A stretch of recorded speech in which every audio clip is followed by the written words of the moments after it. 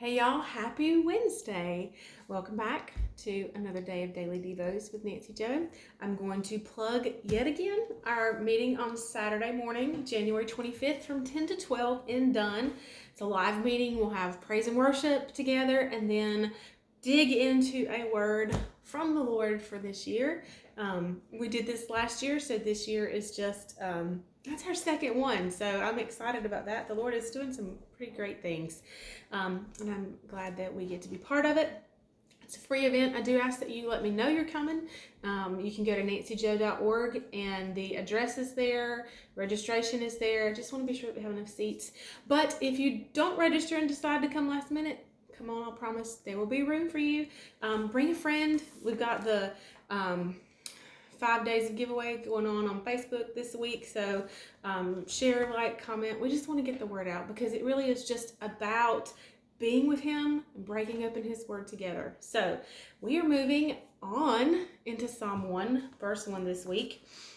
And so we have talked exhaustively, you probably think, about the blessed one, what the word blessed means. And so blessed, happy, fortunate, prosperous, and enviable. And I love to say them all together because it just compounds what our lives should be like, what they should look like. The consequence of us choosing the Father, choosing His way of doing and being right, that we would be blessed, happy, fortunate, prosperous, and enviable, that we would be desirable, that the fruit of our lives would be desirable, and that because of what is inside of us, what gives us staying power, what holds us, what enables us to choose Him, and the result of that is a light in a dark world. People want what we have. That's enviable, right? All right, so let's move on. It says, blessed, happy, fortunate, prosperous, and enviable is the man who walks and lives not. So man, of course, here is not just a man as gender, but the man, mankind. Blessed is the one. Blessed is the person who, and interestingly enough, he doesn't tell us immediately what they do, but what they don't do. He says, blessed is the one who walks and lives not, and then there are three different things he tells us, but that we don't do these things. Walk and live not in the counsel of the ungodly. Again, I love the Amplified version because it tells us what that means, really breaks down what does it mean to walk in the counsel of the ungodly. It says following their advice, their plans, and their purposes. Now, these are some very important concepts that I want to dig into. And even as I was studying and preparing and looking, even more so. I mean, I was reading again and he was like, circle, star, square, highlight, get to this word. And if we don't do it today, we will do it this week.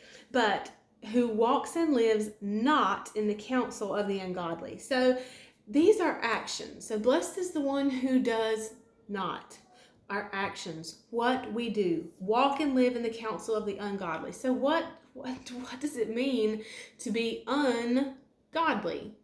Well, un being a prefix, which when you take it off, when you take the two letters UN off, it would be godly. So you have godly or ungodly or not godly. So those ungodly would be wicked. Actually, the word translated or defined in the Hebrew here is wicked or criminal. We think criminal, that's really kind of harsh there, isn't it? But not really. When we do things opposed to God's way of doing things, would be wrong, would be criminal, would be against His way of doing it, which would make sense because these people, and we don't like to talk about people being ungodly. That's not love, that's not tolerance, that's not inclusion. Well, it's not godly. And we cannot make things in this world, we cannot make things that are against God godly. The two do not mix. Just like we talked about last week, light and darkness. there are two different things. They're not mixed. Where light is present, there is no dark. Where darkness is, there is no light.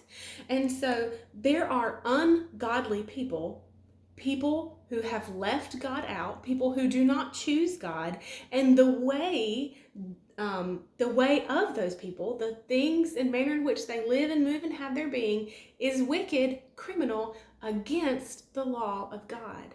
And I don't mean that harsh. It's just the way it is. And I can't change what he says about it. I mean, once he has said a thing, it pretty much stands forever. So, looking at, we're going to move on because it's 5.5 now. We're going to go over today.